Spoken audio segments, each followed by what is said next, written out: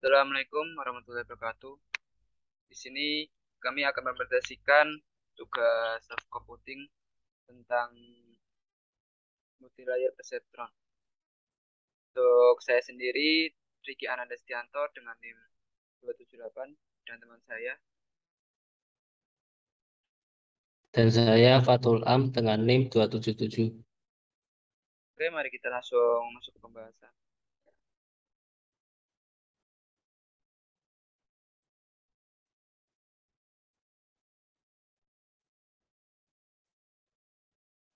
Untuk pembahasan yang pertama yaitu pengertian multilayer perceptron. Perceptron dikenal sebagai bagian jaringan saraf yang dikenalkan pada tahun 1950-an. Adalah algoritma multilayer perceptron atau MLP yang merupakan salah satu pemodelan dalam teknologi jaringan saraf tiruan atau JST dengan karakteristik memiliki nilai bobot yang lebih baik daripada pemodelan yang lain sehingga menghasilkan klasifikasi yang lebih akurat pula. Multilayer perceptron diperkenalkan pertama kali pada tahun 1969 oleh S. Papert dan M. Minsky. Seperti namanya, multilayer perceptron merupakan pengembangan dari perceptron tunggal, sehingga memiliki beberapa lapisan hidden layer yang terletak di antara ruang input maupun output layer. Sederhana untuk melakukan sebuah klasifikasi biner, yaitu memprediksi apakah sebuah input termasuk dalam kategori ya atau tidak, atau dalam biner -1 dan 1. Kemudian untuk multilayer perceptron atau yang disebut MLP ini merupakan sebuah suplemen dari bit NN atau neural network, yang mana ini terdiri 3 jenis lapisan. Untuk lapisan yang pertama bisa dilihat, yang pertama yang warna biru itu input layer, kemudian yang warna hijau maupun oranye yang di tengah-tengah adalah hidden layer, kemudian yang terakhir adalah output layer. Untuk penjelasan dari 3 jenis lapisan multilayer perceptron ini bisa dilanjutkan oleh teman saya. Oke, jenis lapisan multilayer perceptron. Yang pertama ada input layer. Input layer untuk menerima nilai masukan dari tiap record pada data. Jumlah simbol input sama dengan jumlah variabel prediktor. Yang kedua ada hidden layer, yang mana itu akan mentransformasikan nilai input di dalam network. Tiap simbol pada hidden layer terhubung dengan simbol-simbol pada hidden layer sebelumnya, atau dari simbol-simbol pada input layer dan akan terhubung ke simbol-simbol pada hidden layer berikutnya, atau ke simbol-simbol pada output layer. Jumlah hidden layer bisa berapa saja. Selanjutnya ada output layer. Garis yang terhubung dengan output layer berasal dari hidden layer atau input layer dan mengembalikan nilai keluaran yang bersesuaian dengan variabel prediksi. Keluaran dari output layer biasanya merupakan nilai floating antara 0 sampai 1.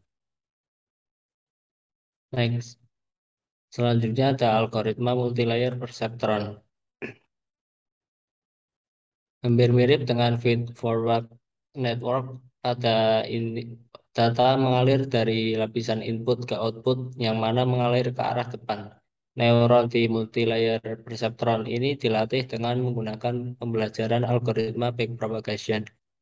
MLP ini dirancang untuk mendekati fungsi kontinu dan bisa menyelesaikan masalah yang tidak bisa dipisahkan secara linear.